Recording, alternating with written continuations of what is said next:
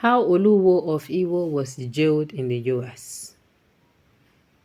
Nestling aboard an incoming Delta Airlines flight from Atlanta, Georgia on May 10, 2024, the window seat view of the landscape and skyscape of Ikeja cityscape was gloomy.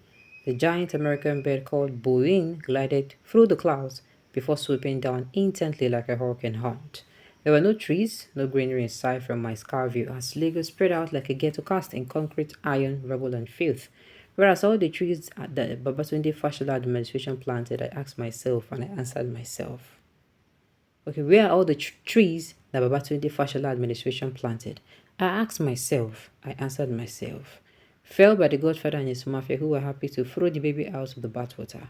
Like the Champions League is to Real Madrid, Lagos has become a political trophy belonging to the FD master dribbler who has dribbled his way to the center, and Nigeria now lies unconsciously at his feet.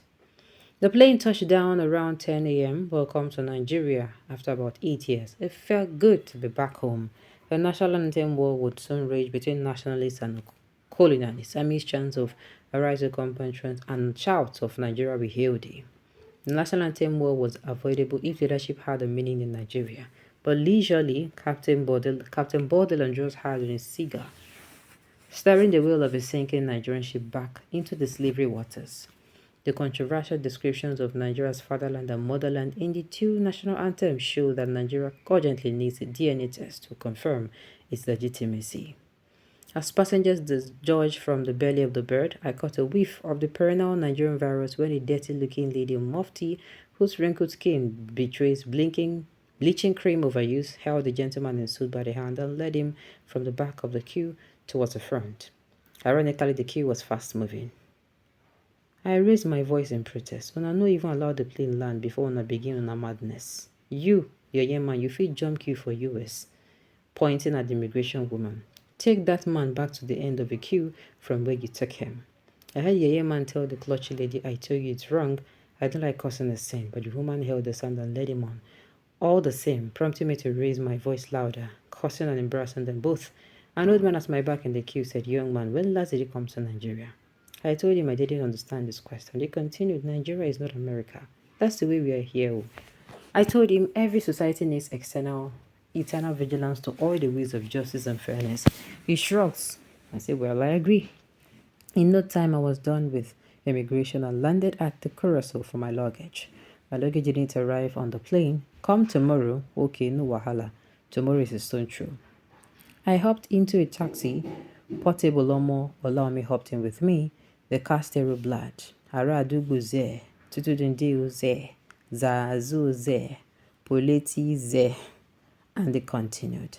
If you don't understand this Yoruba lyrics, just imagine Adolf Hitler, Congress members of Nigeria's political class, together with Satan and its engine in a dark hole. You'll understand the level of merciless Portable portrays in Zazu. Zazu is the story of Nigeria's degeneration, though it has a multiplicity of meanings. The central theme of the song includes the glorification of internet fraud expressed in Haka. Kolutimbo Kadio. Kolutimbo Kadio. It also praises extreme wickedness in the reference stanza. Most of his song is street nonsense. I smiled wryly. The taxi driver didn't know why. He said, you too like Portable, sir. He asked, you too like Portable, sir? I kept the plastic smile on and fetched my phone from my pocket.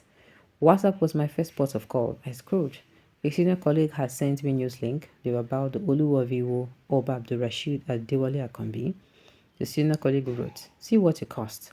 I skimmed through the text and thought he was talking about the Oluwo's Ashoke, which was similar to the one I wore during my father's burial on Friday, May 17th, 2024, in Lagos. I replied, I am not royal. I'm a hunter, asking if he was talking about the Ashoke. My relentless senior highlighted to me the links of a story on the Oluwo done by two British tabloids, The Sun and The Mail on Sunday. Both British newspapers called the Oluwo a thief, a misfit, a 419 king, a Yahoo kingpin, Kolutumbo, Kadi, and the jailbird. Metaphorically, the reports of the newspaper intoned that lacking royalty, honesty, loyalty, pedigree, and Bibire, a Yoruba word for horror. The life of Abdulrasheed Adewale Akambi and his emergence as the Oluwo of Iwo was a plot in the drama of the absurd where a fallen grabbed the crown to desecrate a town. Specifically on its May 19, 2024 cover, the Mail on Sunday splashed a picture of Akambi in a close-up handshake with the Duke of Sussex, Prince Harry. The handshake, however, went beyond the elbow, where the newspaper befouled the picture with the headline, Real Exclusive, Harry and conman Nigerian king twice, deported from US. The description of the Oluwo as a criminal is the view and product of investigation of the British media, not mine. In a three-part series, Oluwo and the Glorification of Ignorance, Tunde, the son of Odeshola, expressed his view about Oluwo Akambi in 2022 when he described the conman as a con king, transmuting into a King Kong. In its publication on May 19, 2024, the Sun was extensively brutal.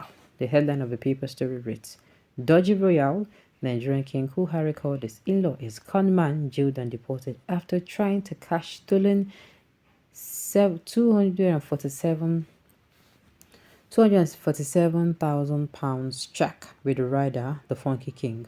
Oluwo was jailed 15 months in 1998, reporting the 3-day visit of the 39-year-old Harry and his 42-year-old wife, Meghan, to Nigeria. The Sun reveals Akambi has been deported twice from the US and banned twice for life from entering the US. The Sun story reads, but the Nigerian royal Oluwo is a convicted fraudster who was twice kicked out of America.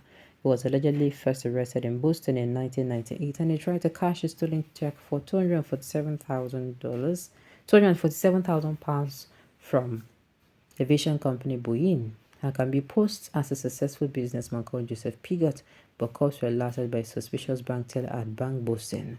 The conman Oluwo was also charged for forging a check of £59,000 using the name Thomas Ehring.